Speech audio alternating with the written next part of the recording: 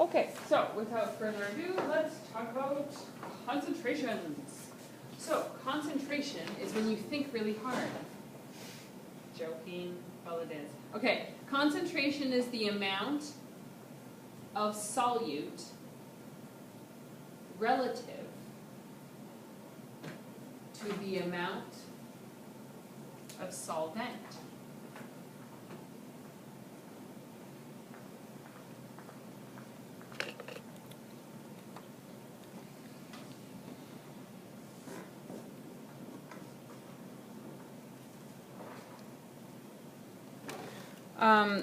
How do you remember which one is a solvent? What is the solvent? If I was to dissolve salt into water, which one is the solvent? Water. How did you know that? Did you just have it memorized that the liquid is like? Isn't it like your solvent dissolves into your solvent? Yes. So you can't really dissolve water in salt. That's right. But do you guys like have that memorized? Which one is solvent and which one is solute? You kind of know that? Okay. I get them mixed up. Yeah. Okay. My hint of how I remember it, it's another weird one. Okay, is that V, the V. Is that mine? What was that? I left. Oh. Yeah, I must have left it there. Sorry. The V in solvent in the alphabet is closer to W, and water starts with a W, and water is often a solvent.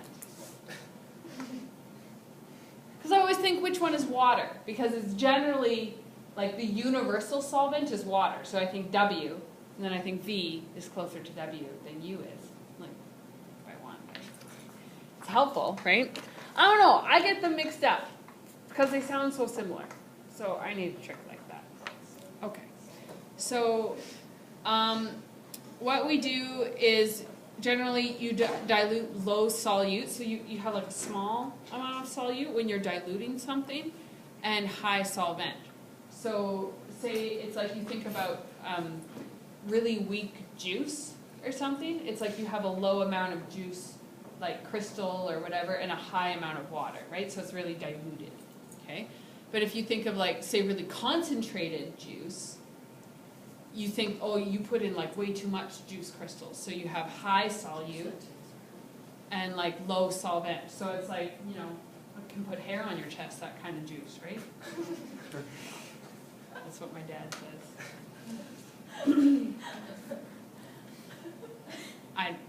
Never mind. Okay. Concentration can be expressed in a variety of ways. So it can be in ppm. What do you think that stands for? Yeah, parts per million. Percentage, so like percent mass. So again, with the juice crystal idea, like the percentage of juice crystal, how much it weighed to how much the water weighed. Okay. Percent volume. So like say you have some juice and you dilute it, it's like how much percent of the original juice did you have? Moles per liter.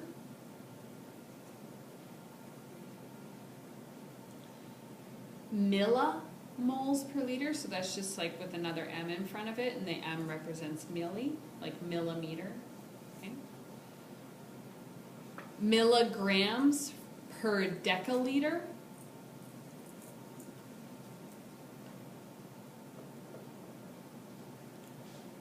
Or just general percentage, which is generally like the solute divided by solvent.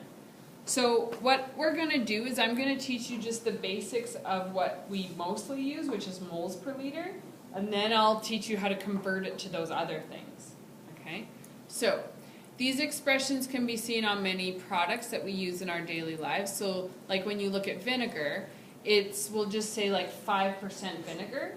Well, that means 5% acetic acid by volume. Now, that's the like technical name for vinegar. So, because it's made from acetate with an H. So acetate, oops, I'll put it here. Acetate, if you look at your data booklet, it's CH3COO-, right? since it's an acid, we add an H plus to it. It goes behind, you know, for this one, just because whenever you have COO minus and it becomes an acid, you add the H at the end. So that's acetic acid. That's what vinegar is. So generally when you buy vinegar, it's not like it's like straight up vinegar, right? Like if it would be straight up vinegar, whoo, you take the lid off and wow, right? It'd be very strong, okay? Even though it has a low pH, like it wouldn't burn you. I mean, it doesn't have a super low pH. It's like 5 maybe, I think.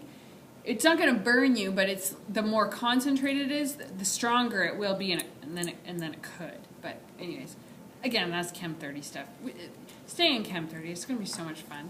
Okay, I should keep talking. Okay, so toothpaste has sodium fluoride in it. Remember when you think about, you know, fluoride, that's, you know, does something good with your teeth. It restores your enamel, and so that's what toothpaste it has. It has sodium fluoride, but like only 0.243% of your whole toothpaste is sodium fluoride. That's not very much, but you don't need a lot.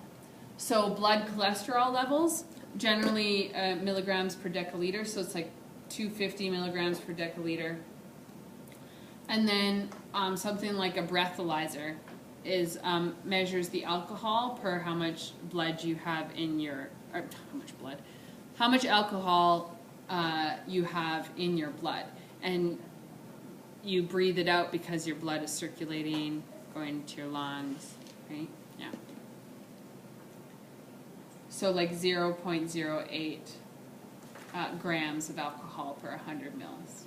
We'll give you the reading on the percentage.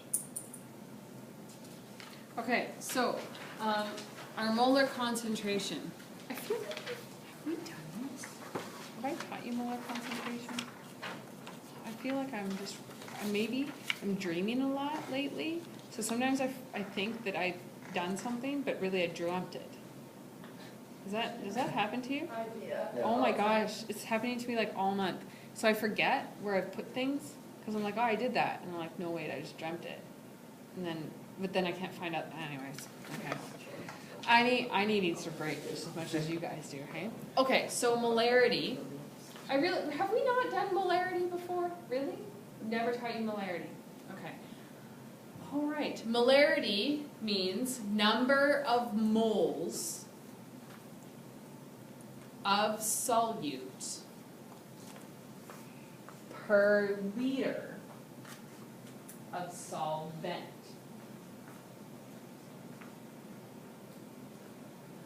So, this is where C for concentration equals N over V.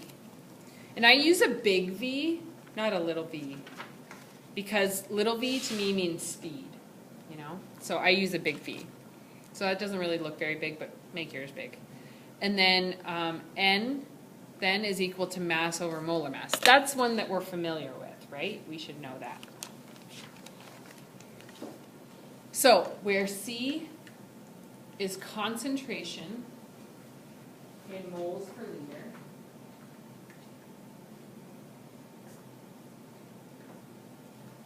N is number of moles, and the unit is mole, M-O-L.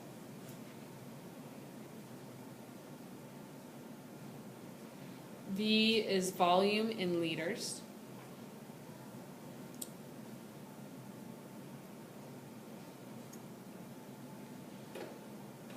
M is mass in grams.